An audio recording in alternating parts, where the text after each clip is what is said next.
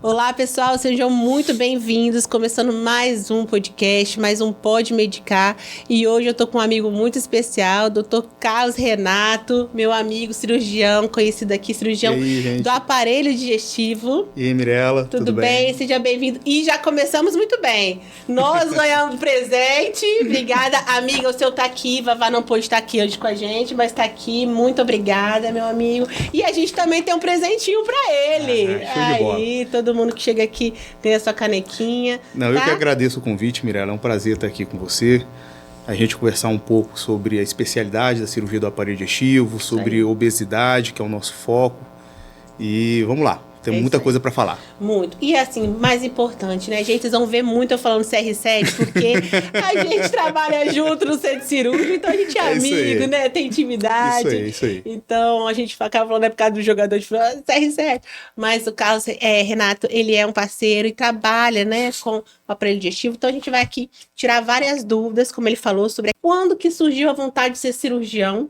E aí depois foi para o aparelho digestivo. Conta pra gente. Vamos lá, então. Eu entrei na faculdade em 2005, na faculdade de medicina. Eu me formei pela faculdade Multivix de Vitória. E desde cedo eu sempre tive vontade de cortar as coisas. Cirurgião, né? Desde sempre, eu né? entendo isso. Então eu sempre tive vontade de... Na faculdade eu gostava muito de anatomia. Ficava sempre depois do horário no anatômico, estudando anatomia. E acho que foi uma coisa bem natural. Gostava de procedimento, gostava de dar ponto, gostava de ficar perto do paciente. Achava um pouco enfadonho ficar ali só lendo livro e tudo mais, clinicando. Tinha um perfil cirurgião. Sempre. Então eu sempre fui um pouco mais pra frente, né? Então acabou que foi, eu acho que foi... resolver. Isso, mais prático. Então acho que foi uma coisa natural. Eu fui, a partir do momento que a faculdade foi andando, eu fui tomando mais gosto pela área cirúrgica, né? Fui desenvolvendo mais habilidades cirúrgicas também, acompanhando em hospitais, em horários extracurriculares. Que aí que a gente vê que a gente gosta mesmo, né? O negócio fica... E a partir daí eu tomei gosto mesmo, vi que a minha área, que eu queria ser cirurgião, ia para os plantões, nos pronto-socorros, achava o cirurgião geral o máximo no plantão, o cara salvando vida, pegava o pessoal lá com a cabeça debaixo do braço, literalmente. Tipo assim, né? Isso. A linha de frente mesmo. Linha de frente, exatamente. E ali eu decidi, já no 6º período, que eu queria ser cirurgião. E queria ser cirurgião geral. Pra quem não sabe, aí são 2 anos, Isso, né? Então, na época eram 2 anos, hoje são 3 anos para cirurgia geral. Legal. E dentro da faculdade, dentro da residência, fui tomando gosto pelo aparelho digestivo, que era uma das especialidades que a gente tinha dentro da residência. E acabei ficando mais 2 anos, né, para fazer a especialização de cirurgia do aparelho digestivo. E não contente, eu ainda fiquei mais 1 ano fazendo ainda residência de transplante de fígado. Nossa, ou seja, estudou bem pouquinho. Ainda mais transplante de fígado. Remei pelo um amor... pouquinho. Gente, não, cá pra nós, meu amigo. Na minha residência, tinha transplante de fígado. Eu lembro que meu último dia de residência foram 2 transplantes de fígado. Eu deixei o paciente na UTI, aí eu desci, aí as meninas... Entrou mais um, falei, não, gente, vocês estão zoando. E era mais um. Tipo assim, graças a Deus, né, pro paciente, enfim, mas é pesado. Então, parabéns, isso eu não sabia do transplante de fígado. Parabéns, meu amigo, que puxado, a gente vai cada vez mais querendo chegar no nosso limite, né, Mirella? Então... Muitos anos de estudo, né? Muito estudo e cada vez mais a gente vai se envolvendo e a especialidade é apaixonante. Então, a gente começa operando uma hérnia umbilical e depois você vai para inguinal e depois vai para vesícula. Quando você vai ver, você já está fazendo uma cirurgia complexa do abdômen. Sim. E quando você já está lá, você sempre quer mais. Então, o que eu queria era chegar no limite do que eu podia chegar. Sim. E graças a Deus, eu acho que... Encontrou. Me encontrei. Não, óbvio que ser cirurgião e ser médico é estudar frequentemente. Verdade. Mas, graças a Deus, eu me encontrei na minha especialidade. Que bom, fico feliz. E aproveitando, para quem não conhece, cirurgião do aparelho digestivo. Trabalha com o quê, né? Investiga o quê? Conta para o pessoal. O cirurgião do aparelho digestivo, ele é, então, um especialista, né? É uma especialidade além da cirurgia geral, onde a gente trata todas as doenças cirúrgicas que envolvem do esôfago ao ânus. Então, o cirurgião do aparelho digestivo, em tese, ele é apto para tratar todas as doenças benignas e malignas, tá? Então, a gente inclui desde o esôfago, as dismotilidades, câncer, passando por estômago, pâncreas, fígado, baço, intestino grosso, intestino delgado, até chegar ao ânus. Então, a nossa formação, ela nos permite que a gente desempenhe o tratamento de todas essas doenças. Ótimo, legal. Isso já respondendo uma pergunta hoje de uma pessoa que mandou para a nossa caixinha de pergunta. Mas vamos lá. Hoje, nosso foco, então, obesidade, uma epidemia, né, global.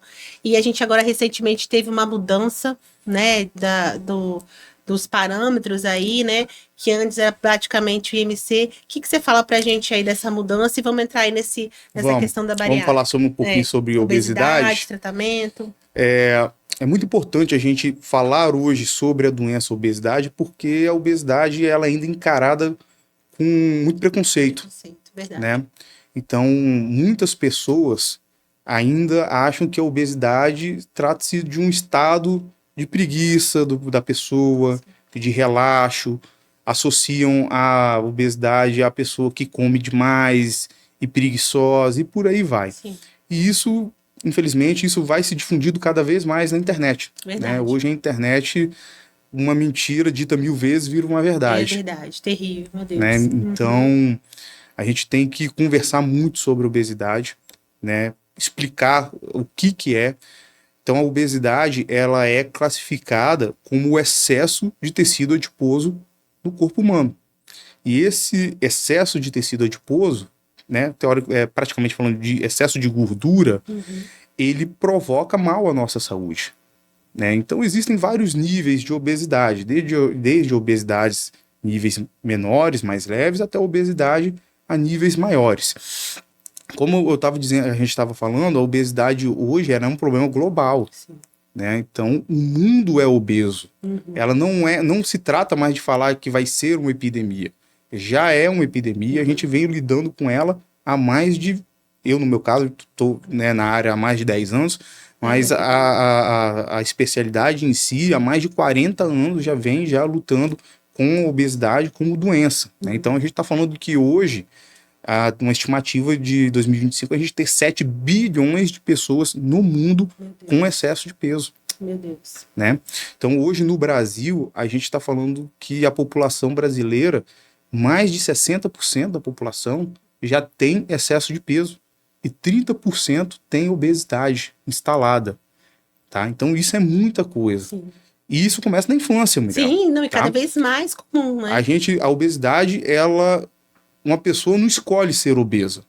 Ela tem múltiplos fatores, desde fatores genéticos e hormonais, que vão fazer com que a pessoa venha desenvolver obesidade na fase adulta, mas também na fase infantil, tá? Então, a gente hoje sabe, né, que pessoas que têm pais obesos, a chance dela desenvolver obesidade pela genética dela é muito alta, né? E ainda associado aos hábitos, né, os hábitos alimentares irregulares da família durante a infância, sedentarismo, exatamente. Isso vai criando uma bola de neve. Sim. E quando essa criança começa a desenvolver excesso de peso, ela é o obeso do futuro. Né? Então, hoje a gente tem que mais que 20% das crianças hoje do Brasil tem excesso de peso. Meu Deus. Tá? Então, é uma epidemia que já se instalou e a gente está lutando, remando contra a maré para poder tratar a obesidade. Sim. E aí, quando a gente fala, né, do obeso leve, do mais grave, e assim, como a gente estava conversando logo que você chegou, né, passar aqui para a galera. Antes era a questão do IMC, que seria aquele negócio, né, do peso sobre a altura ao quadrado. E hoje agora nós temos algumas mudanças. O que impacta, né, quando o paciente chega lá, por exemplo, nossa, eu estou obeso, já tentei tudo, quais seriam as indicações hoje? Por exemplo, quem está nos ouvindo, procurar você no consultório. Até o início desse ano, a gente tinha a classificação da obesidade através do IMC. O que é o IMC?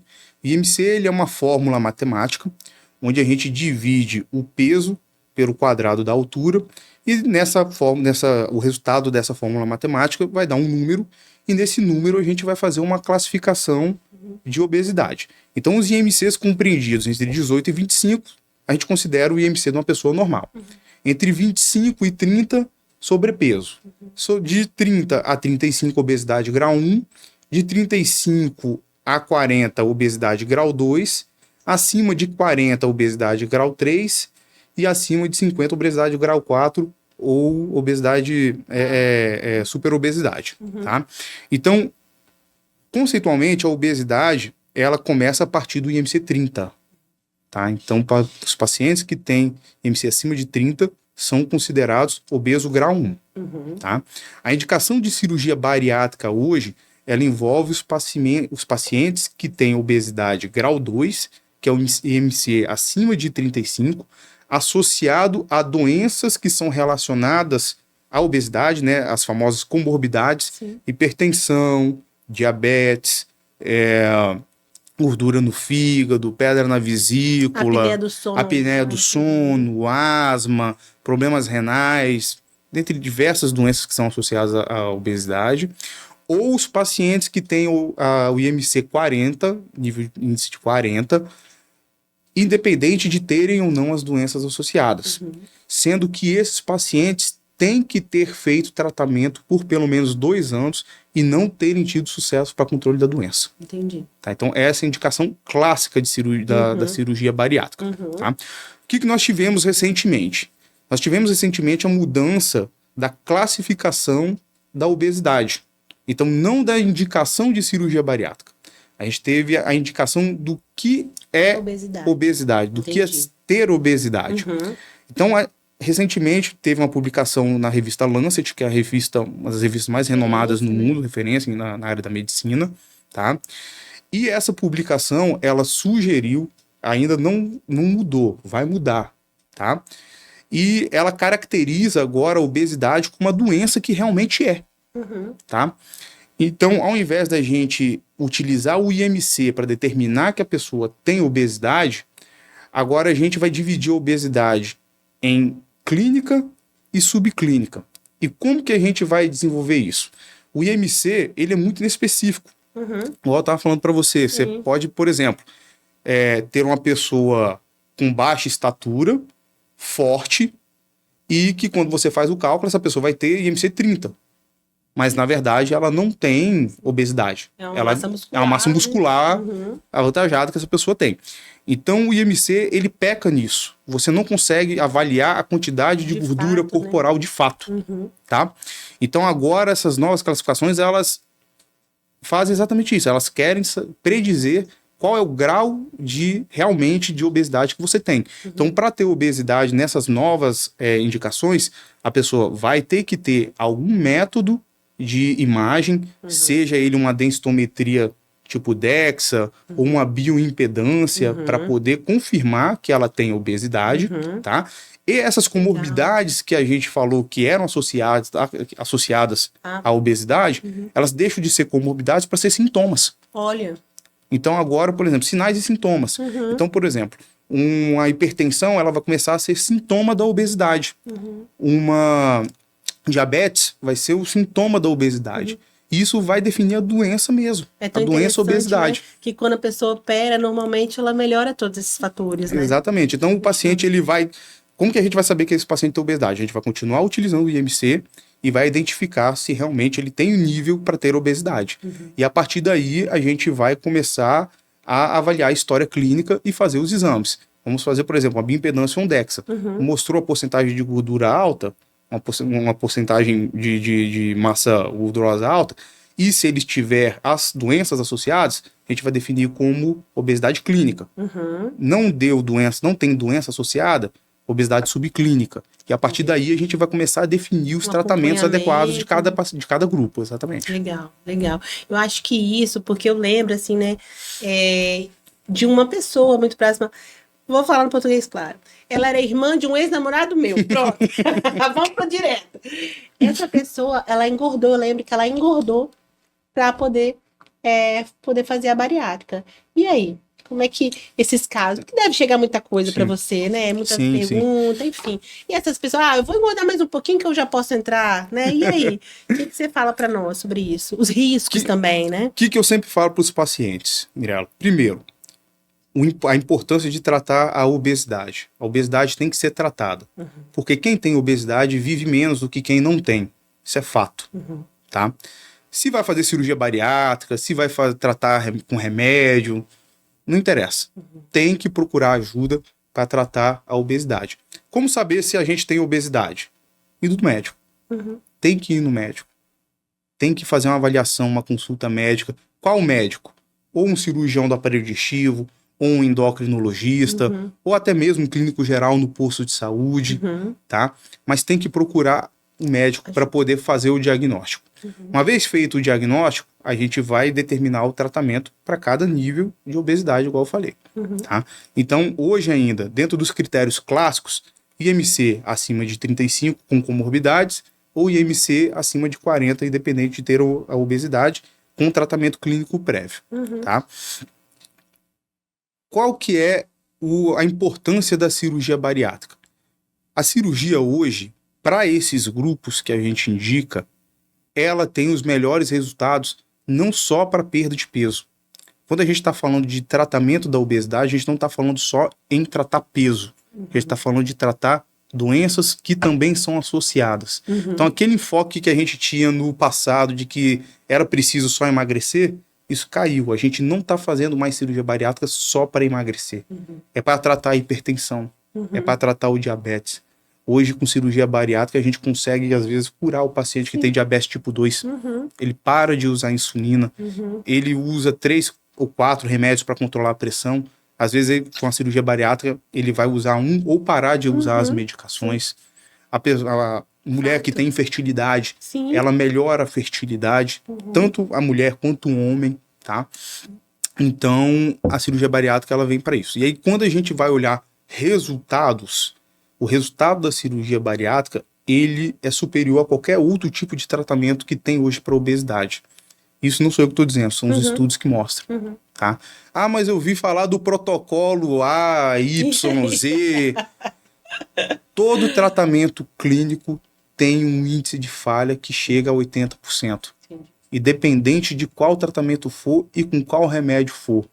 O reganho de peso, ele é muito alto depois desse tratamento. E com a cirurgia bariátrica a gente vê o contrário. A maioria das pessoas, elas conseguem perder peso e sustentam o peso ao longo do tempo. Então por que eu estou falando dando esse contexto para a gente poder falar sobre ganhar peso para fazer cirurgia bariátrica? Cirurgia isenta de risco. O risco é baixo. Então hoje, para uma pessoa, para ter risco de morrer por causa da cirurgia bariátrica, é muito baixo, menor do que 1%. Os riscos de complicações do procedimento também é muito baixo. Gira em torno de 1 a 5%. E quando a gente fala de complicação, fala de sangramento, de infecção, necessidade de reoperações. Então esse risco, ele é muito baixo. Mas quando a pessoa ganha peso para poder operar, esse risco aumenta. Olha. Então, parece, né, incongruente o paciente falar, pô, doutor, mas eu vou fazer uma cirurgia bariátrica e eu tenho que emagrecer para fazer cirurgia bariátrica? Sim. Porque a perda de peso no paciente, nos que tem indicação para fazer cirurgia bariátrica, reduz o risco de complicações. Olha. Então, o que vai engordar para fazer uma cirurgia bariátrica, ele está aumentando o risco dele de morrer. Tanto pela doença, quanto pelo risco de complicação da cirurgia. Então, pessoal, querem tratar a obesidade? Vamos no médico. Se você não tem peso para fazer cirurgia bariátrica ainda, não ganhe peso para fazer cirurgia bariátrica. Cirurgia bariátrica é para quem precisa, não é para quem quer fazer. É o que eu falo assim com os pacientes, né? Existe o risco até se a gente for arrancar a unha. Tudo tem risco, né? Exatamente. Você vai ali, vou mexer, pode ter. Mas fala a verdade pra gente. Quando eles chegam lá no consultório, eles têm mais medo da cirurgia ou da anestesia? Ó, aí você pegou, hein? Aí você abraçou sem me apertar. Porque assim, eu vejo muito quando a gente faz a consulta pré-anestésica. Tem, né? mas aí a gente sempre acalma o paciente. Muitos têm aquele receio e aquela coisa da anestesia geral de antigamente e tudo, e a gente sabe que não é assim hoje mais, né? Então, a anestesia é segura, né? E a gente faz ali, por isso que passa pela consulta pré-anestésica, exatamente. Né? Vocês têm todo o cuidado. Então, todo paciente que tem indicação de fazer a cirurgia bariátrica não quer dizer que ele está apto a fazer a cirurgia bariátrica. Então, no primeiro momento que a gente fez a consulta, identificou que tem indicação, ele vai passar por todo um processo ainda para a gente ver o estado de saúde dele, até a gente realmente definir qual tipo de procedimento fazer, quando fazer e tudo mais. E dentro dessa avaliação, tem a avaliação pré-anestésica, que é obrigatória para os pacientes. Por que é obrigatória? Porque é o profissional anestesista que vai dizer qual tipo de anestesia vai fazer. Geralmente é anestesia geral, porque a gente faz a cirurgia por videolaparoscopia, que é uma técnica minimamente invasiva. Então o paciente precisa estar bem relaxado para a gente poder fazer esse tipo de procedimento. Então o anestesista é o profissional que vai dizer como que vai ser, qual é o passo a passo. Muitos têm receio, doutor, eu vou respirar como? Uhum. Então o anestesista, que eu acordo, a gente né? explica, mas o anestesista vai dar maior enfoque como que vai ser a respiração através do tubinho que vai passar na garganta, como que ele vai acordar. Muitos têm receio de não acordar depois da anestesia. Sim. Né? É importante a gente trazer isso aqui para o pessoal, porque você já está naquela ansiedade, aí passou por todo esse trajeto que você vai contar pra gente, mas ainda tem a questão do anestesista, então vamos aproveitar aqui, né, que tem a amiga para falar. Exatamente. Então é isso aí, o anestesista vai também dar todos, né, toda vai dar todo o suporte pré-anestésico, o anestesista vai conversar e mostrar para o paciente que ele vai ser, como ele vai ser admitido dentro da sala, para onde que ele vai depois da cirurgia. Para acordar, enfim. E a maioria dos pacientes, Mirella, que passam pelo pré-anestésico e que vão depois na consulta, eu falo, doutor, tirei todas as minhas dúvidas, estou seguro. Tá vendo? E é uma dúvida muito frequente, um receio muito grande, porque eles não têm receio só por causa da bariátrica, é por causa da anestesia. Sim. Né? E aí eu escuto isso muito, por isso que eu quis trazer isso aqui pra gente. Mas agora, passou o receio do anestesista, conta pra gente a questão do trajeto, né? Chegou lá na consulta, você, né, diagnosticou que tem a doença, obesidade, que tem uma indicação cirúrgica, conta pro pessoal como é que é esse trajeto. Então, o primeiro passo é esse que eu falei, é procurar a ajuda médica. Tá? Uma vez procurou um endocrinologista, ou cirurgião bariátrico, um clínico geral, ou algum médico especializado, a gente vai definir se há indicação. Tendo a indicação, a gente vai dar o preparo ao programa de cirurgia bariátrica. Então, nesse programa, o paciente vai passar pelo médico, pelo cardiologista, pelo psicólogo, pelo psiquiatra, pelo anestesista, endocrinologista, né? Então, fazer exames laboratoriais, exames de sangue, endoscopia, raio-x. E por que isso é importante? Porque é através desses exames, dessas avaliações, que a gente vai identificar o grau de saúde dessa pessoa.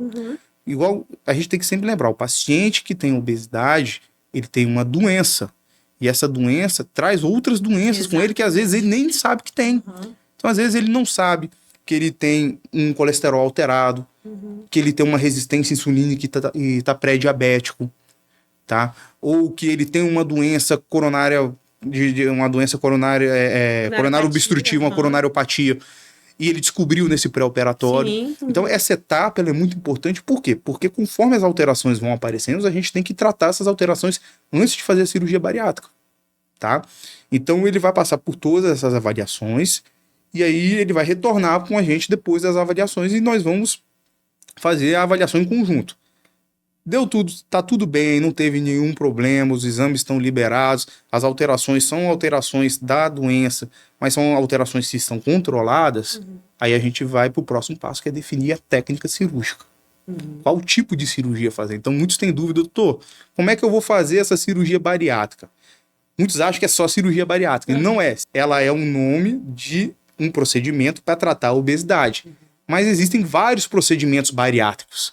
Então existem as cirurgias propriamente ditas, existem hoje procedimentos endoscópicos que são bariátricos, né, a gastroplastia endoscópica, tá? Mas falando em termos de cirurgia, hoje o que é mais realizado no mundo é a gastrectomia vertical, né, que é o sleeve, que é um dos tipos de cirurgia bariátrica, ou o bypass gástrico, tá? Então são os principais tipos de cirurgia feitas no mundo hoje, e a gente vai definir isso para cada paciente.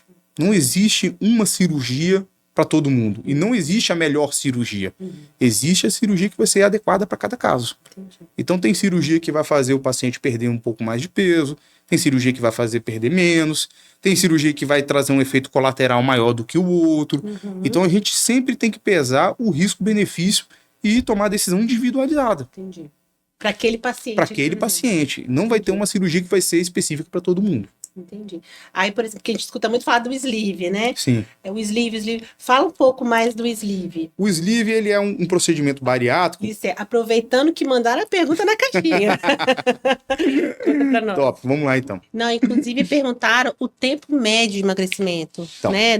Quando eles vão procurando ali a cirurgia, quanto que Sim. se espera emagrecer? Então, no primeiro 1 ano e meio é onde a gente vai ter a maior perda de peso. Uhum. Tá? Depois de 1 ano e meio, 2 anos, existe uma estabilização do peso. E por que que existe essa estabilização? Porque o nosso organismo também vai se readaptando. Existem várias readaptações ao longo desse processo. A readaptação alimentar.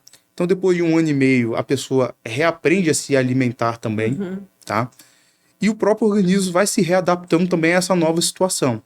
Então, é comum que, depois desse período, que haja uma estabilização do peso. E depois desse período, também é comum que algumas pessoas possam até ganhar peso também. Por isso que é muito importante, Mirella, que a cirurgia ela não seja restrita, que o tratamento não seja só restrito à cirurgia. A pessoa entenda a função Ela da tem que cirurgia, entender que a né? cirurgia ela é um passo Para para ela chegar a um objetivo. Mas a gente ainda não tem a cura dela. Então, todos os procedimentos que a gente tem, eles servem para a gente poder controlar a doença. E como toda doença crônica, se a gente abandona o tratamento, a doença volta. Isso aí. Independente da técnica que for feita. A tendência é que o peso volte mesmo. Porque existe uma memória celular dentro da gente. Mesmo que o nosso peso normal, para uma pessoa de 1,5 m, o peso dela seja entre 50 e 55 quilos, mesmo que ela perca aí os seus 40 quilos, o corpo dela vai tender sempre a voltar aos 120 que ela tinha antes. Por causa da memória celular que ela tem. Dentro do hospital, geralmente vamos começar na internação. Isso. Ele internou, a gente indicou e fez a cirurgia. Geralmente o tempo de cirurgia pode demorar de 1 hora e meia, 1 hora se for sleeve, até 2 horas e meia se for bypass. Esse é mais ou menos a média de tempo cirúrgico, tá? A recuperação, na maior parte das vezes, é uma recuperação boa. Não vou falar que é uma recuperação indolor, tá? Mas é uma recuperação que com medicações de pirona, ondansetrona, a gente consegue controlar bem o paciente. Um tempo mais ou menos de 24 a 48 horas de internação. Então é uma internação Muito aparentemente bacana. tranquila, tá? Então com 24 a 48 horas o paciente vai embora para casa. Quando ele vai embora para casa, ele vai seguir a alimentação conforme a avaliação da nutricionista, tá? Então são 15 dias com alimentação estritamente, já deixou com ela. Ele já foi para o hospital, ele tem que ter já a dieta do pós-operatório junto. Então, nesses primeiros 15 dias, a alimentação vai ser estritamente líquida. Por quê? Porque é o tempo que o estômago vai levar para poder cicatrizar. Então, a gente precisa que esse período haja um repouso alimentar para que tenha uma cicatrização adequada. Então, a primeira revisão é feita nesses primeiros 15 dias. Então, o paciente vai para casa do hospital, vai passar 15 dias em casa e a primeira revisão médica vai fazer com 15 dias. Então, na primeira revisão, a gente não está, nesse primeiro mês, a gente não está preocupado com a perda de peso. A gente está preocupado com a recuperação do paciente. E normalmente eles estão contando. A maioria já quer saber quanto que emagreceu nos primeiros 15 dias. Eu falo, gente, vamos ter calma. Primeiro é recuperar. Tem que recuperar e depois a gente vai atrás da estimativa de peso. Então, os primeiros 15 dias, recuperação, readaptação alimentar. A partir de 15 dias, a dieta vai modificando semanalmente. Um período vai para pastosa, depois vai para a dieta branda, que é quase uma dieta normal. Até que com 30 dias, o paciente já volta a ter uma alimentação normal. Então, primeiro consulta com 15 dias, onde a gente já vai passar os polivitamínicos também. E com 30 dias, a segunda consulta. E é nessa segunda consulta que a gente vai estimar a perda de peso. Entendi. Então, geralmente, no primeiro mês, a gente estima que o paciente perca em torno de 10% do peso. A partir de 3 meses, o paciente está evoluindo bem, começou a fazer atividade física, está tendo uma perda de peso legal. O paciente tem 1 ano de cirurgia, a gente começa a fazer já as consultas anualmente. Alguns médicos liberam os pacientes da consulta depois de 2 anos. Eu sempre faço o acompanhamento dos meus pacientes, tá? Principalmente porque depois de 2 anos é o período onde a gente sabe que pode ter o reganho, tá? Então, mas a consulta, a partir de 1 ano, na maioria das vezes, é uma consulta anual, de check-up. para a gente poder ver como estão os exames, como que estão as vitaminas. Assim como toda doença crônica exige que você vá pelo menos uma vez no ano no seu médico para você ver como que está a sua cirurgia. Então, o estômago, ele tem essa forma meio de sacola, ele vai começar a ter um formato agora tubular. Então, a gente vai retirar essa outra parte, a gente reduz o tamanho do estômago, tá? Tá muito grande. Então, geralmente, o estômago ele tem uma capacidade de 2, 3 litros de volume. A gente vai diminuir isso aí para 80 a 100 ml. Então, é bem pouco, bem menos. Bem menos, muito menos, tá? Então, essa é a cirurgia do sleeve ou da gastrectomia vertical. Esse é o sleeve que perde mais peso. Que perde menos peso em relação ao bypass. O bypass faz perder mais peso. Então, essa daqui, que é a gastrectomia vertical, né? Isso. Que perde, então, menos peso do que... Isso. Ela é uma cirurgia, ela faz perder aproximadamente de 25% a 30% do excesso de peso. Do excesso, não, desculpa, do peso total. Então, é muito peso também. Muito. Sim. Tá? É muito peso. E tem as indicações, como você disse, para cada paciente. Exatamente. Né? Agora, vamos lá. E a outra cirurgia que a gente faz é o bypass. Então, no bypass, a gente não vai fazer retirada de órgão. No bypass, não. No bypass, a gente vai remoldar o estômago de forma que ele vai ser aquele quadradinho pequenininho que tá ali, ó. Aqui, ó. Exatamente. Então, a gente vai fazer um grampeamento horizontal e vertical e vai ficar um estômago quadradinho pequenininho. Só que a gente não vai tirar o outro estômago da pessoa. Essa parte maior vai ficar dentro da pessoa, mas o alimento não vai mais passar por ele. O alimento vai passar pelo estômagozinho pequenininho e a gente vai fazer um desvio do intestino e vai emendar o intestino direto nesse estômago pequenininho. Legal. Então, tirou daqui, ó, né? Igual o pessoal aqui, ó, fica clarinho, Isso. Né? Então, tira daqui e aí... E vai emendar lá no estômago lá em cima, tá? Então, o bypass, por que ele é uma cirurgia mais potente? Porque ele diminui o tamanho do estômago, diminui o compartimento, tá? Vai ficar um estômago ali que vai caber aproximadamente de 50 a 80 ml, tá? E além de restringir a quantidade de alimento, ele não vai desabsorver, mas vai absorver menos alimentos. Porque tirou aqui. Por causa desse desvio intestinal. E aí muitas pessoas têm dúvida nesse não absorver. É isso aí. Ah, doutor, então quer dizer que o bypass deixa a pessoa com mais desnutrida? Não, o bypass ele não causa desnutrição. Esse desvio, ele é um desvio o suficiente para provocar um emagrecimento seguro na pessoa, tá? Ele pode ter alguma dificuldade para absorver certos tipos de nutrientes? Pode. E no bypass isso vai ser um pouco mais acentuado do que no sleeve. Mas o sleeve também vai levar à deficiência de alguns tipos de vitaminas. Então todo procedimento bariátrico vai levar sim a alguma deficiência de vitamina.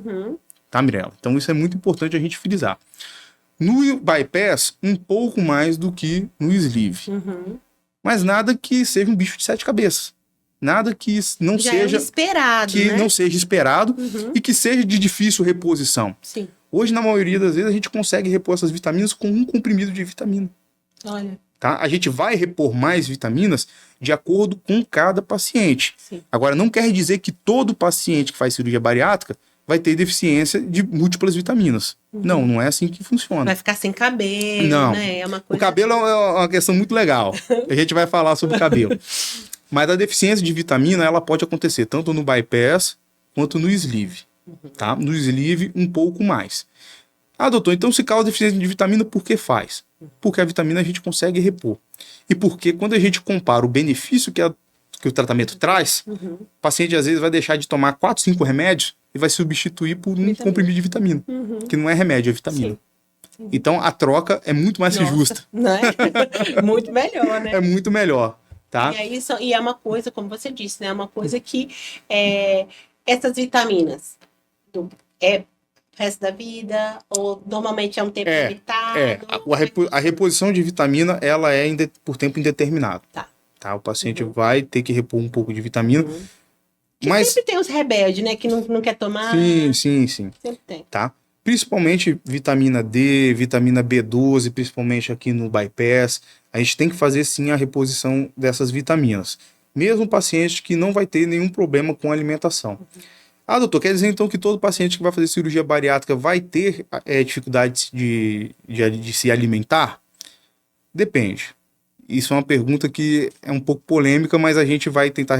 Não é a matemática, Não né? é a matemática, né? O que acontece, Mirella?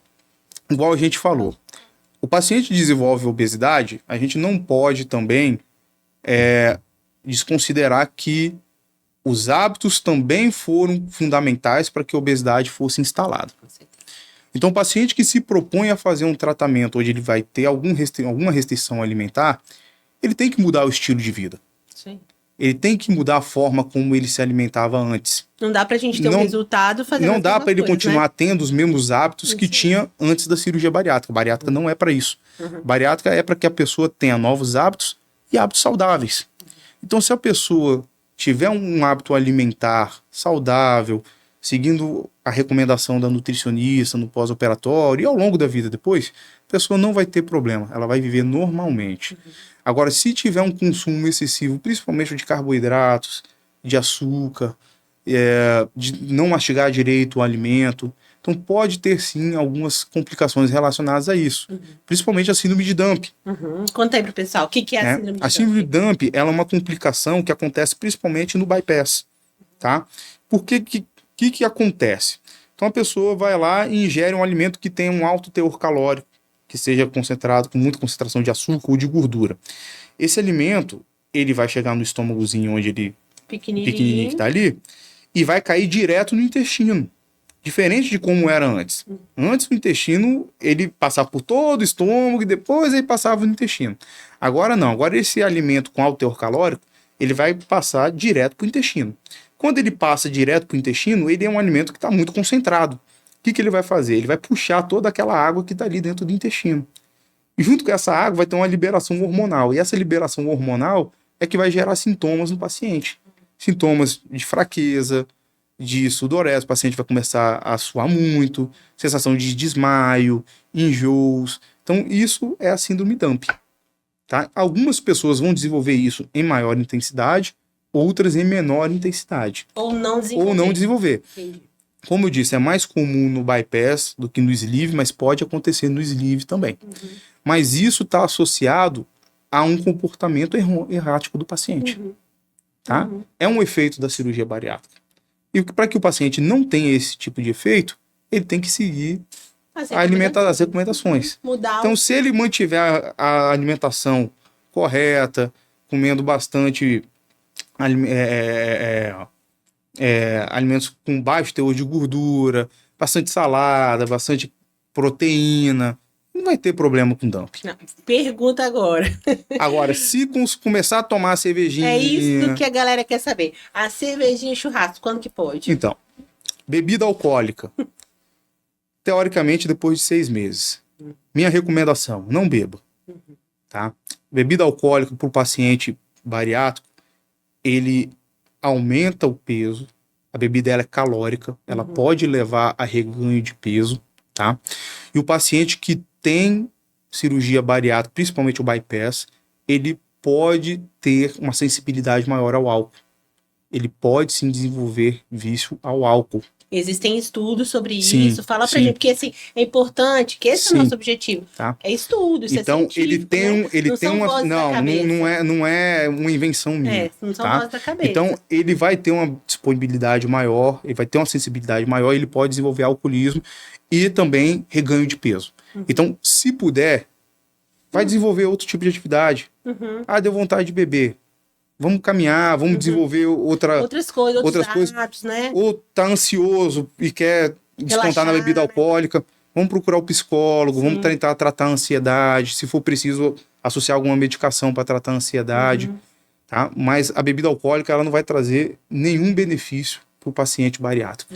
É importante se relatar isso, porque a gente escuta muito assim, principalmente agora em rede social. Vamos falar. Olha, você tem que vencer a batatinha. Teve um agora que até, cara, até sigo ele, mas assim, eu fiquei horrorizada. Que ele falou isso.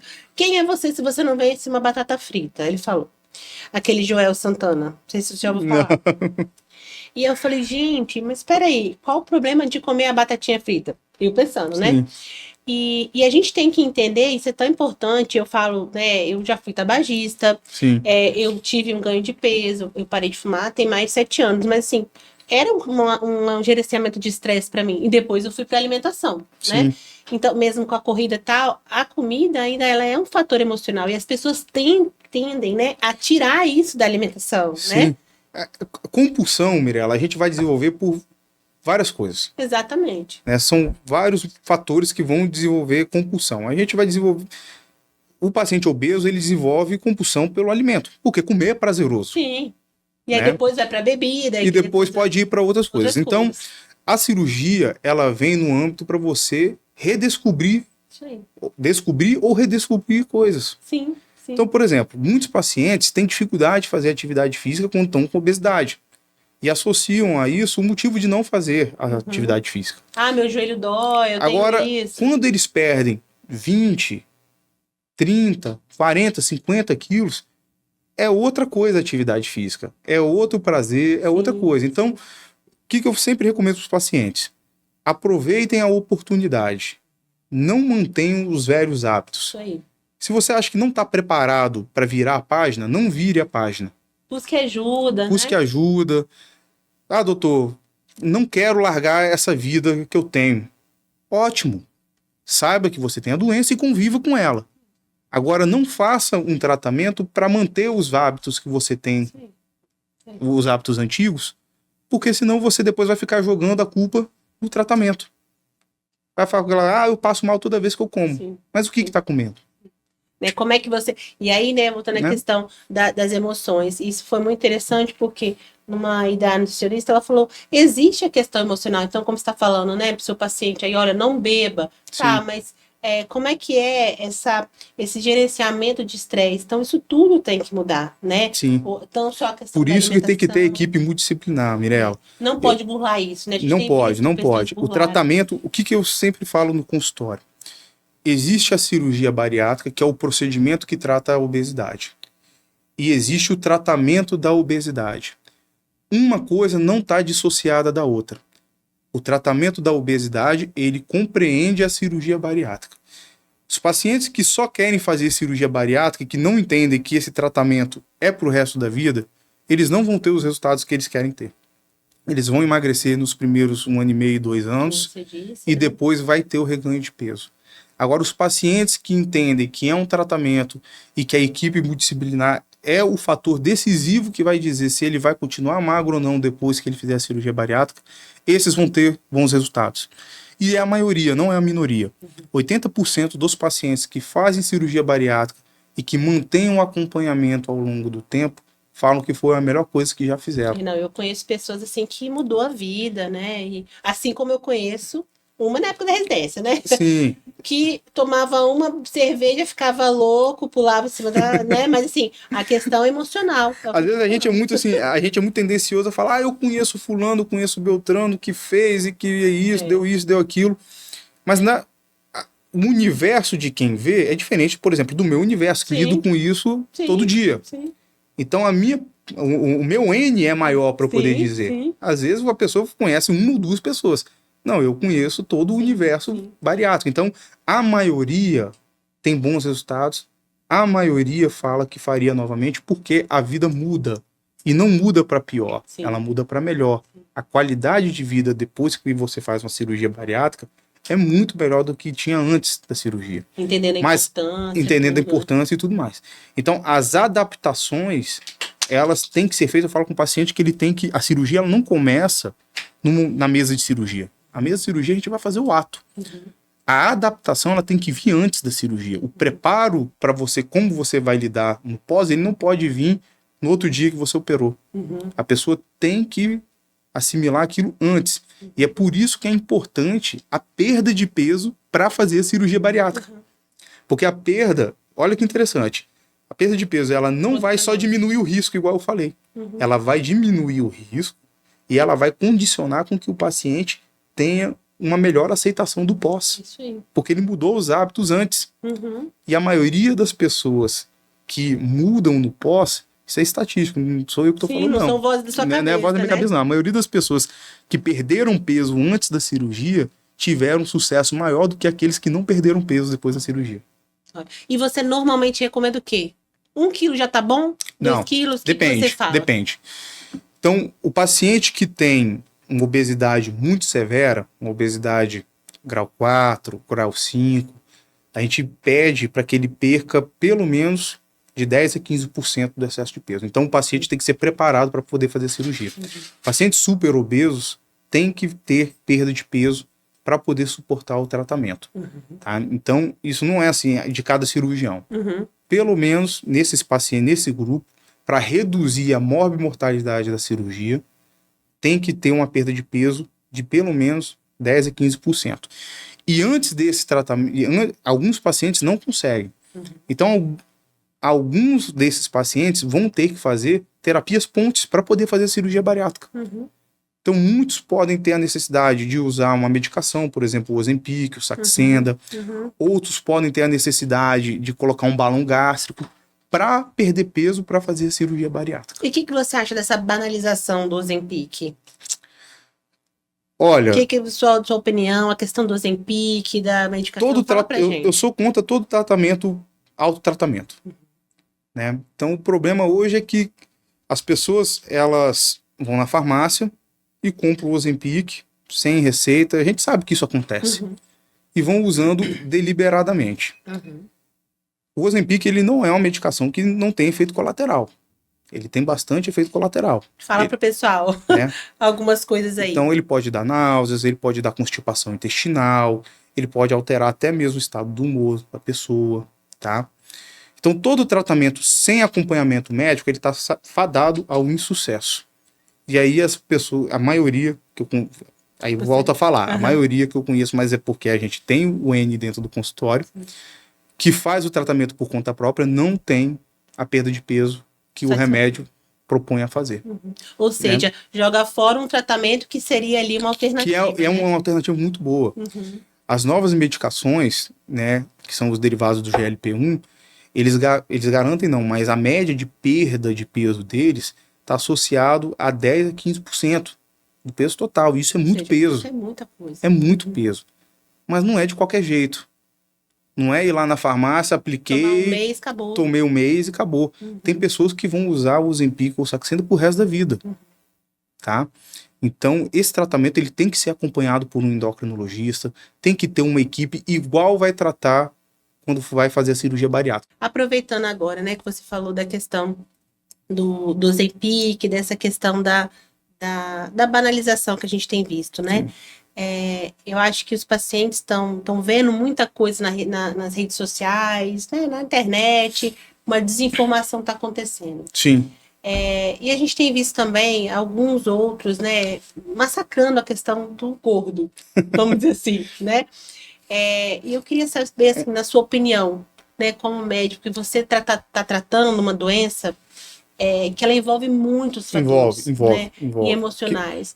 E você, né, na sua posição ali de médico, de acolher essa doença, você costuma recomendar assim, a questão da psicologia, do psicólogo? Eu como médico, escuto muitos pacientes com obesidade. Doutora, eu ganhei peso por conta após, às vezes, um abuso, após, né, uma separação. Na sua posição ali, você consegue passar isso para o paciente, esse entendimento? A obesidade, Mirella, é uma doença muito ingrata, eu falo para o paciente. Sim. Porque ela não é uma doença só do corpo, ela é uma doença da alma também. Tá? E o paciente que é obeso, ele está brigando toda hora. Ele briga contra o ambiente, ele briga contra ele mesmo. Sim. E a estigmatização em cima dele é muito alta. As pessoas acham que ele escolheu ser obeso, que a pessoa escolheu ser daquele jeito. E não é. Não é. Hoje, não vou falar que hoje, mas a gente não tem ainda completamente elucidado a fisiopatogenia da obesidade. Mas a gente sabe que é um conjunto de fatores. Né? Então, tem fator hormonal, igual eu falei anterior, quando a gente começou. Tem fator genético, tem fator ambiental, e que quando tudo isso se soma, isso vai eclode no excesso de peso. Mas você imagina um paciente que chega para você e fala, doutor, eu não consigo fazer minha higiene íntima. É muito grave, gente. Eu não consigo sentar na cadeira do avião. Eu já tive Sim, paciente que chegou para mim e sim. falou, doutor, eu resolvi vir aqui, depois que eu fui viajar, eu não consegui sentar na cadeira do avião. Não consegue brincar com o filho. Já aconteceu comigo, você acredita, de sentar no avião e eu não consegui sentar no meu lugar porque tinha uma pessoa tão obesa que, Exatamente. infelizmente, Então, eu fiquei com dó dela. então isso mexe muito com esses pacientes. Sim. Tá? Então não é comum a gente pegar o paciente e é até assim, não vou falar que é engraçado, né? Mas a gente pega assim os pacientes e eles entendem quando eles estão conversando com alguém que entende a doença deles, o quanto que eles ficam sensibilizados. Exatamente. Eu vejo isso muito na fibro. Você sabia que a Sim, obesidade sim. É uma das agora, causas, né? aí vê na fibro, né? 7 vezes mais um paciente obeso Sim. pode ter a Então é fibromialgia. muito importante, É muito né, sério. a gente acolher esse paciente, a gente, né, mostrar que ele não escolheu ser daquele jeito. Não é preguiça. Não é preguiça, tá longe de ser preguiça. Alguns falam que a cirurgia bariátrica é o caminho mais fácil. Tá longe de ser, tá longe. Quando é fácil você pegar fazer um procedimento que tem risco, inclusive tem risco da sua vida. E tem muito preconceito. Por menor que seja, mas tem, Sim. tá? Né, passar por todo esse perrengue de estar internado, de fazer uma dieta líquida por 15 dias. Os pacientes eles ficam loucos com esses 15 dias de alimentação líquida. É muito desgastante para eles. Existe a questão emocional que a gente tá falando, né? Existe. Então isso tá longe de ser fácil. Tá Você muito sabe, longe. Uma das minhas melhores amigas da residência, obesa, ela, né, e médico, enfim, e ela tem o preconceito de fazer bariátrica, né? E ela já estava com várias, ela já tem várias doenças em relação à obesidade, mas por questões emocionais, enfim. E aí eu querendo puxar esse assunto é porque não é porque você não é da área da saúde que você vai ter um preconceito, Sim. né? O preconceito ele tá e esse é o nosso objetivo, da gente trazer essa questão do preconceito. Eu acho que o mais importante, assim, no consultório, eu procuro sempre acolher o paciente da melhor forma possível, explicar para ele a condição dele. Ele tem que entender também que houve falha no meio do processo. E tem que assumir as falhas também, porque faz parte do tratamento. Sim. A gente tem que tratar isso A gente também. é humano, né? Exatamente.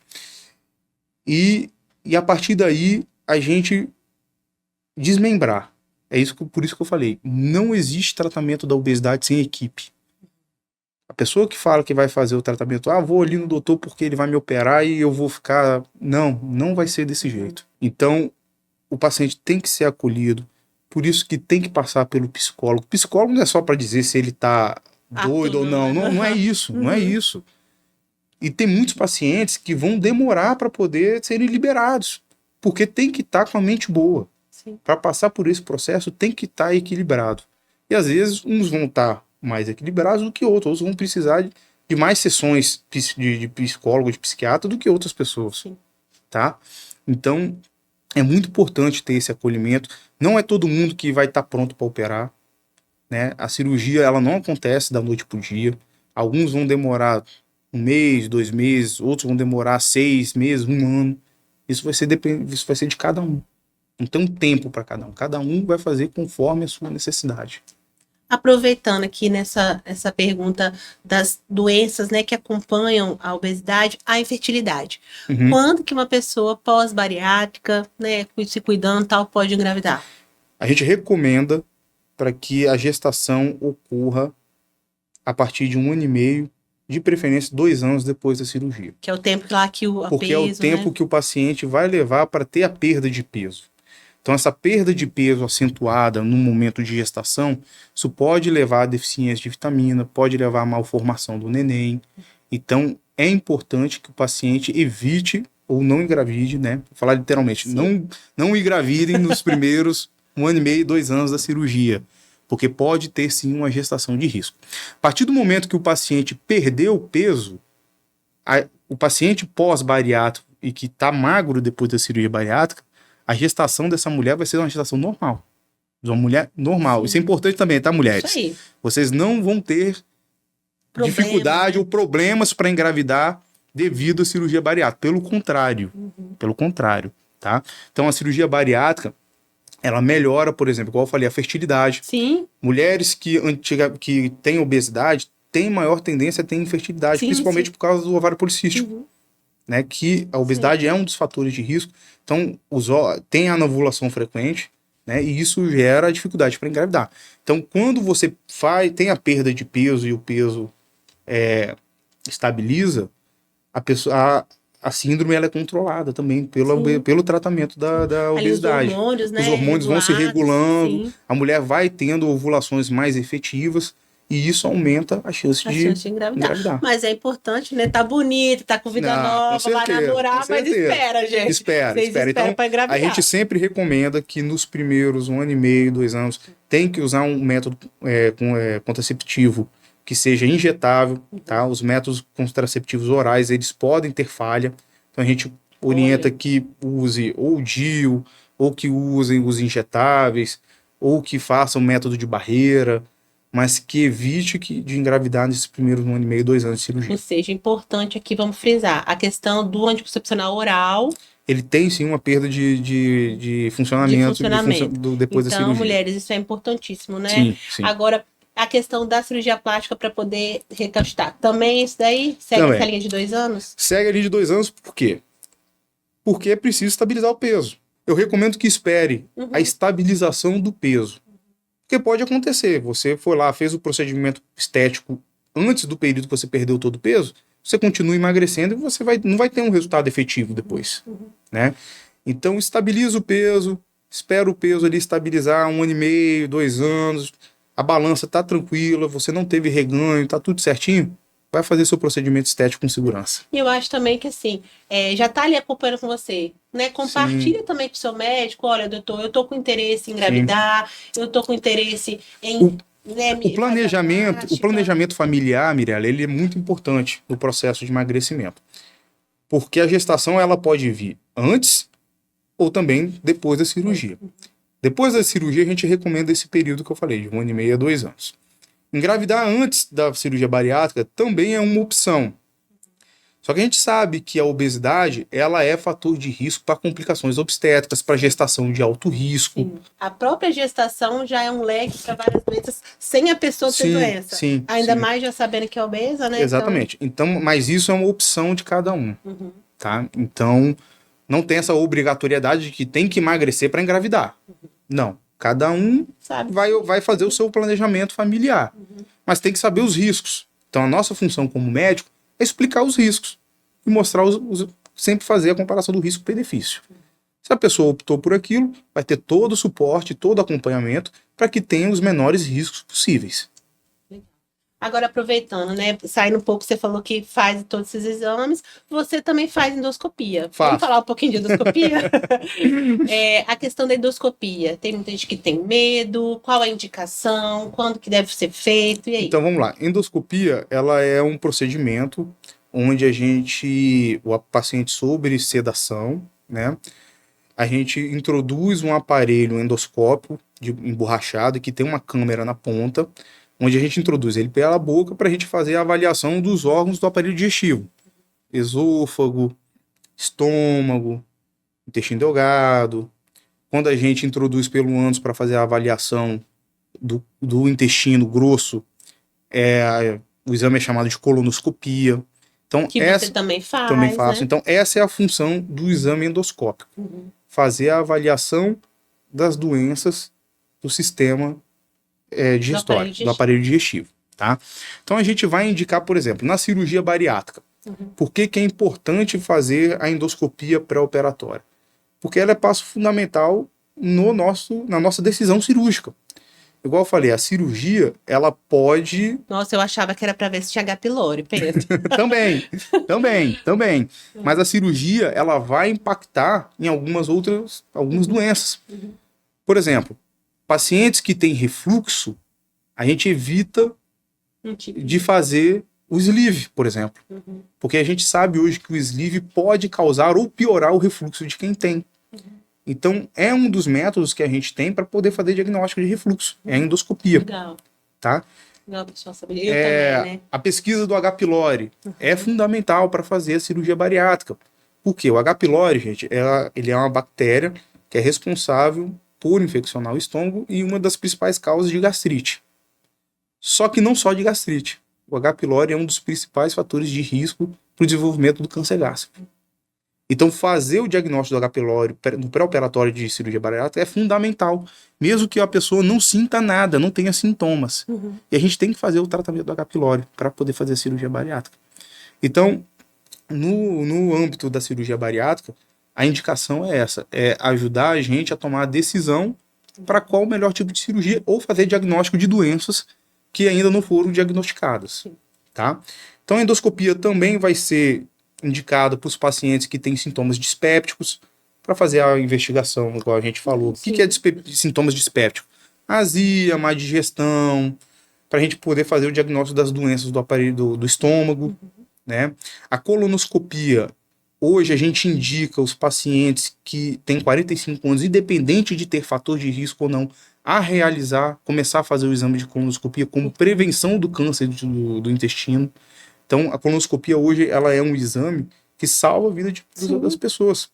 A gente consegue detectar o risco do paciente ter câncer de intestino só pela colonoscopia através dos pólipos intestinais. Os pólipos, eles são como se fossem pedacinhos de carne que vão crescendo dentro da gente e que não dão sintomas nenhum. E às vezes eles vão crescendo pequenininho, em torno de 5 milímetros, 10 milímetros, e a pessoa não sente nada e ele vai lá assim desenvolvendo. Quando a pessoa procura um médico para dizer que está tendo evacuação de sangue ou que está tendo algum desconforto abdominal, faz a colonoscopia e está lá o câncer do intestino. E já tá. Então, quando a gente começa a fazer o exame preventivo, a gente consegue detectar o pólipo, que é o fator de risco para desenvolvimento do câncer do intestino, e a gente tirar o pólipo na hora que a gente está fazendo o exame. E aí já o paciente resolve a vida do paciente. O paciente fica sem risco de desenvolver câncer do intestino. Então, do mesmo jeito que faz mamografia, do mesmo que a mulher faz mamografia para prevenir do câncer de mama, que faz o preventivo para poder fazer a prevenção do câncer de colo de útero, a colonoscopia, tanto para homem quanto para mulher, é indicado a fazer a partir dos 45 anos. Legal, importantíssimo a gente saber isso, né? Porque a gente vê também a questão do preconceito, né? E é um exame seguro, né? Falando aqui, pessoal, um exame seguro, com sedação, vai embora depois e tem que fazer. Pacientes que têm obesidade, Mirella, têm maior risco de desenvolver câncer do que os pacientes que não têm obesidade também.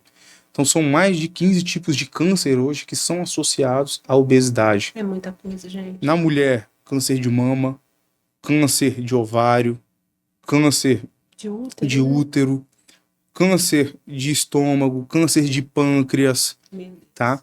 Então, são vários tipos de câncer hoje que são associados à obesidade. Câncer de intestino, câncer de fígado, tá? Então, o paciente que tem obesidade, além de tudo, também tem fator de risco para desenvolver câncer. É muita coisa. É muita coisa. É uma doença ingrata. É uma doença ingrata, é o que você falou. A gente precisa realmente ter essa consciência e deixar de achar que é uma questão só estética. Não, né? tá longe de ser estética. Não é.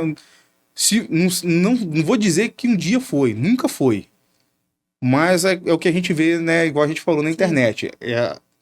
Os haters estão sempre colocando aquilo ali como se fosse uma coisa de estética, e não é. A gente está falando de coisa de saúde pública, né? E a gente está vendo a tendência de cada vez mais, igual eu falei no início, a população mundial tem obesidade. Hoje aqui no estado, a gente tem só 3 locais que tem a disponibilidade da cirurgia bariátrica pelo SUS. Nossa, eu tento muito mandar uma paciente do meu ambulatório de dores. Exatamente, que é Cachoeiro, Santa Casa de Cachoeiro, Hospital das Clínicas de Vitória e Hospital Evangélico, Hospital Evangélico de Cachoeiro, Hospital das Clínicas de Vitória e o Hospital Evangélico de Vila Velha. Então são os únicos locais do estado que tem cirurgia bariátrica para poder tratar a obesidade pelo SUS, né? Nós estamos tentando. Com fé em Deus, eu acho que esse ano ainda a gente sai o nosso serviço de cirurgia bariátrica aqui no norte do estado também. No último levantamento que foi feito lá no Hospital das Clínicas, tinham 5.000 pacientes do estado em fila para fazer cirurgia bariátrica. E desses, é muita gente. Desses 5.000, 5% era aqui da nossa região norte. São Mateus, Linhares. E aí, a gente está cansado de ver no consultório vários pacientes que saem daqui para fazer a cirurgia, principalmente em Cachoeiro, né? Então, nisso, né, vendo essa necessidade, aproximadamente 3 anos eu levei a proposta para a gente poder fazer o serviço de cirurgia bariátrica aqui pelo SUS no Roberto Silvares. Um grande ganho. Né? Então a gente está caminhando para isso, a gente já teve algumas liberações, né? Então eu acredito que o mais breve possível, esse ano, a gente, se Deus quiser, vai começar a ofertar também esse tratamento pelo SUS aqui para a população. Bom, fico muito feliz, porque assim, a gente vê os pacientes no ambulatório de dor, né? Assim, sua dor está mal controlada. Sim. O que a gente precisa? Cuidar da obesidade, né? E assim, você vê essa tristeza que você Parece falou. fácil falar, né? Vamos cuidar da obesidade. E assim, não adianta o médico falar, ei, perde o peso, vai emagrecer. Se fosse fácil, tava magrinha, né? Exatamente. Então, assim, vai lá fazer exercício, vai lá. Então não é assim, né? E não, a gente vê como é que a gente está precisando. Não realmente. O tratamento, ele é complexo, porque a doença é complexa, né? Não adianta a gente falar que tem tratamento fácil para as coisas complexas. Na vida, tudo que é complexo exige que você se empenhe e que você busque ajuda também, porque a gente não consegue resolver nada sozinho. Não, é verdade. Né? Então, a obesidade, ela é uma doença extremamente complexa. Ingrata, como ingrata. Disse, né? Ela mexe em todos os aspectos da pessoa, tanto no aspecto mental, psicológico, quanto no aspecto físico, né? E a gente tem que, como médico e especialista, a gente tem que estar sempre ali mostrando qual o melhor caminho para o paciente, desmistificar algumas coisas, né? E o paciente também tem que ser orientado. Eu acho que a função do médico, acho que a gente tem que ser muito claro, tá, Mirella? Quando a gente está nesse mundo de internet, hoje todas as informações parecem ser verdades, que não são. Né? Todo mundo é especialista de tudo. Todo mundo é especialista de tudo. Né? Então, eu acho que nesse momento a gente tem que fazer valer aquilo que a gente se propôs a fazer. Verdade. Tem que falar com sinceridade com o paciente, falar, olha só, isso que você ouviu falar não é verdade, tá? Mostrar as referências. Acho que a gente tem que mostrar, ó, eu tô falando isso por quê? Porque a gente fez a formação nisso. Sempre Existe dizer de onde você né? vê. Hoje, muitas pessoas falam sem se identificar quem é. Sim. Quem é essa pessoa que está falando isso? Sim. E a gente não sabe da formação, de onde veio. Então, eu sempre falo para os pacientes, informação, ela é fundamental na nossa vida. Você tem que buscar as informações nas fontes corretas. Principalmente numa doença crônica. Principalmente de doenças crônicas e doenças graves. Então, você quer saber como que um câncer funciona? Entra no site da Sociedade Brasileira de Cirurgia Oncológica ou de Oncologia Clínica, que lá vão ter as informações. Entra no site do Ministério da Saúde, né? Procure um dos médicos que são credenciados a essas sociedades. No caso da cirurgia bariátrica, vá procurar um cirurgião que seja credenciado à Sociedade de Cirurgia Bariátrica e Metabólica. Isso dá um respaldo tremendo para o paciente. Porque o cirurgião que está credenciado, ele é um profissional sério, que está fazendo coisa científica, não está fazendo o que vem da cabeça. Né? Entende a gravidade. Entende a gravidade do problema e que vai conduzir para um caminho melhor. Sim, excelente. Eu falo que a gente, né, questão lá agora do mestrado, a intervenção, você educar o paciente já intervir. Né? Sim. Então é fundamental quem tem doença crônica, né, a educação do paciente, você explicar, você auxiliar nesse processo também, eu acho que é fundamental. Me fala uma coisa agora, desafio do seu consultório, qual que você acha que é o maior desafio hoje? Mirella, você acha que é a desinformação? Eu acho que é a desinformação e é conscientizar o paciente que a gente está fazendo um tratamento de uma doença que não tem cura. Então, alguns pacientes, eles ainda dissociam a cirurgia bariátrica do tratamento da obesidade. Quando isso acontece, a chance do resultado do tratamento dar certo é muito baixa. Tá? Então, a obesidade, igual a gente frisou a conversa inteira, ela requer uma equipe para que você tenha sucesso. E essa equipe, ela tem que fazer o acompanhamento por longo prazo. Ah, doutor, por resto da vida? Por resto da vida. Você vai cuidar da sua saúde por resto da vida. Ah, lembrei aqui. Perguntas da caixinha. Quando que pode fazer atividade física? E quando que pode ter relação sexual? E calma aí, que tinha mais uma que era boa. Com 15 dias a gente já libera para fazer caminhadas ali ao redor do quarteirão. Para não pegar pesado ainda. Por quê? Porque ainda a alimentação está restrita, o paciente vai estar fraco ainda. Então, atividade física leve. 15 dias já dá para começar a dar uma caminhada. Legal. Tá? com um mês já tá indo pra academia. Beleza. Aí com um mês já é pra pegar no batente. Mas ó, não é pra pegar sozinho, hein, gente?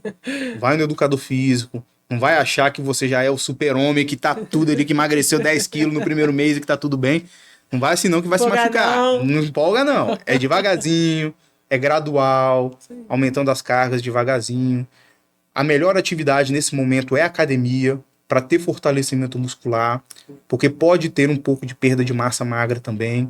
Então é importante que tenha uma atividade física com musculação para poder fazer hipertrofia do músculo.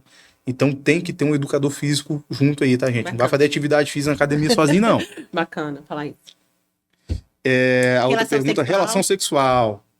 Namorar. E aí, quando que pode namorar? Com 15 dias a gente já libera. Já libera. Mas assim, sem estripulia. Devagarzinho, na moita, tá? Com muito carinho, namorandinho. E isso também conforme o desejo da parceira. Né? Se a parceira falou, ó, não tô bem, não tá bem, não tá bem. Não force, não. Até porque tem toda a questão da adaptação, né? Exatamente. Agora, a terceira pergunta, era alguma coisa relacionada a tempo também. Quando que pode? A gente falou do churrasco, né?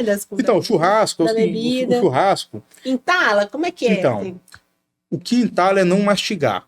O paciente que faz cirurgia bariátrica, ele não tem que entalar. Se ele tá entalando, é porque ou ele não tá mastigando direito, ou porque a emenda do estômago com o intestino tá muito estreita. E aí, em alguns momentos, a gente tem até que fazer algumas intervenções, na maioria das vezes por endoscopia, para poder dilatar, às vezes, quando essa emenda tá muito apertadinha para o paciente poder comer. Mas isso não acontece na maioria das vezes. Tá? O que acontece na maioria das vezes é que o paciente ele não readaptou a alimentação. Então tem que mastigar, tá, gente? Tem que mastigar, tem que mastigar. Vai ficar ali com o alimento 1 minutinho, mastigando bem, para depois poder engolir. No início, se for comer carne, pode comer churrasco? Pode, vai comer o churrasquinho. Depois de 30 dias, a alimentação ela é normal, mas é um normal também controlado com a nutricionista. Com a Nutri. Não vai comer uma picanha de cara. Né? Então pode comer carne sim. Vai cortar a carne, pedacinho menor, mastigar bem, não vai ter problema. Se tiver algum problema, aí tem que comunicar ao cirurgião que está tendo problemas para a gente poder avaliar se tem alguma coisa que está relacionado com a cirurgia bariátrica. Aproveitando agora a questão do sentir pós-cirurgia. A gente sabe que a cirurgia de vesícula você também faz, aparelho digestivo, hoje a gente segura a questão por vídeo, né? Muito rápido, recuperação rápida. E aí, o paciente costuma ter alguma coisa após a cirurgia de vesícula? Só, não vou falar que é uma lenda, tá, Mirella? Mas muitas pessoas associam que depois que tira a vesícula tem que repor sais, biliares e essa coisa toda. Então vamos desmistificar algumas coisas. A vesícula ela é um órgão que ela está junto ao fígado e a principal função dela é armazenar a bile que o fígado produz. Então a vesícula ela não produz secreção biliar. Quem produz a bile é o fígado. E para que serve a bile no nosso organismo? Ela serve para poder fazer parte do processo de digestão, principalmente para digerir as gorduras que a gente come. Então, quando a gente come, a gente libera hormônios que vão estimular com que a vesícula, onde essa bile está guardada, que ela vá jogar esse conteúdo, essa bile, lá no intestino, para poder desenvolver e fazer a digestão dos nossos alimentos. Então, algumas pessoas vão desenvolver pedra na vesícula. Por que desenvolve pedra na vesícula? São vários fatores, não tem uma causa específica para o desenvolvimento da pedra. Então, obesidade é um fator de risco para desenvolver pedra na vesícula. A alimentação com excesso de gordura é fator de risco, tá? O emagrecimento muito acentuado é fator de risco, por isso que algumas pessoas que fazem cirurgia bariátrica podem desenvolver pedra na vesícula. Isso está relacionado com mudanças hormonais. Tá? Importante, né? Tendência genética, tá? É mais comum na mulher, tá? Então, pessoas que têm parentes de primeiro grau, pai e mãe que tiveram pedra na vesícula, os filhos podem também desenvolver pedra na vesícula. Então, é muito fatorial, mas está muito relacionado com os hábitos alimentares, tá? E uma vez que desenvolve a pedra na vesícula, o paciente, qual é o principal sintoma que o paciente tem? Dor. Principalmente dor quando come. E essa dor, ela pode começar com uma dor fraquinha, às vezes do lado direito, porque é onde fica o fígado. Algumas pessoas acham que é do lado esquerdo. Não, mas é do lado direito, tá? E essa dor, ela começa fininha, depois ela vai aumentando, vai ficando enjoada, pode ter náusea, vômito, e principalmente é uma dor que piora quando a pessoa come, Então, relacionar aí, né, gente, a comida, isso é né? importante, né? Então, e essa dor, ela pode vir em crises. Por que que isso vai acontecendo? Porque aquela pedrinha que está lá dentro da vesícula, ela começa a raspar lá dentro da vesícula, e machucar e provocar, e aí começa a ter as crises de dor. Uma vez que deu pedra na vesícula, o tratamento é tirar a vesícula. Não adianta tirar a pedra, gente. Tem que tirar toda a vesícula, que é ela que é responsável pela produção do cálculo, tá? E o principal tratamento que a gente faz hoje é a cirurgia por videolaparoscopia. Uma cirurgia hoje que é relativamente simples de Que as fazer. pessoas costumam falar laser, né? Isso, uma cirurgia Que é por vídeo. de baixo risco, com a recuperação rápida, a internação pode ser entre 24, de 12 a 24 horas, então é uma cirurgia que alguns pacientes podem ter até alta no mesmo dia, tá? Geralmente passa 24 horas, mas pode ter alta no mesmo dia, dependendo da cirurgia. E aí, em 15 dias, o paciente já volta a desempenhar as atividades normais, tá? Em relação Então, à comida. uma vez retirado a vesícula, o nosso corpo vai continuar funcionando normalmente, porque a vesícula só armazenava a bile, ela não produzia bile. Então não tem que repor sais biliares, porque o fígado continua produzindo a bile. Algumas pessoas podem sim desenvolver alguma intolerância alimentar, principalmente com gordura. E isso é temporário, até com que o organismo se readapte. E depois de 6 meses, de 3 a 6 meses, que é o tempo que leva para a readaptação, a pessoa vai ter a vida dela normal. Ou seja, procurar se tiver uma dor aqui do lado direito. Se tiver uma né? dor abdominal que não está melhorando, está usando as medicações em casa de pirona, buscopan, não está melhorando. Vai, volta do postinho, né? Exatamente. Vai no seu médico, Isso aí. explica para ele, fala com clareza os sintomas que você está sentindo e que ele vai pedir um ultrassom para a gente poder identificar se tem E, algum. gente, mas eu vou te falar, nosso papo foi muito produtivo. Eu acho que nós falamos praticamente, ia até mais assunto, né? Tem. Mas, Se deixar, olha, a gente vai até amanhã. A Renata aqui foi, assim, muito esclarecedor. Acho que a gente trouxe muita informação pro pessoal, né? A importância de você estar aqui também lutando, né? Para desmistificar uma doença tão grave, como você mesmo Sim. disse, né? Tão ingrata com o Sim. paciente. E também trazer aí uma abertura para o SUS, para os nossos pacientes Sim. aqui do nosso estado. Eu que te agradeço, Mirella, aí o convite para a gente poder falar um pouco aqui sobre, né, a cirurgia do aparelho digestivo, sobre a obesidade. Eu fico muito feliz de voltar para São Mateus. Eu vivi minha vida inteira aqui em São Mateus. Né? Minha família é de Colatina, mas eu vivi a vida, eu praticamente nasci aqui em São Mateus, vivi até os meus 17 anos. Depois fui embora para Vitória para fazer meus estudos e pensei que nunca mais fosse voltar para cá. Né? Depois que a gente sai daqui, o mundo é muito grande, né? mas as oportunidades da vida fizeram com que eu voltasse para cá.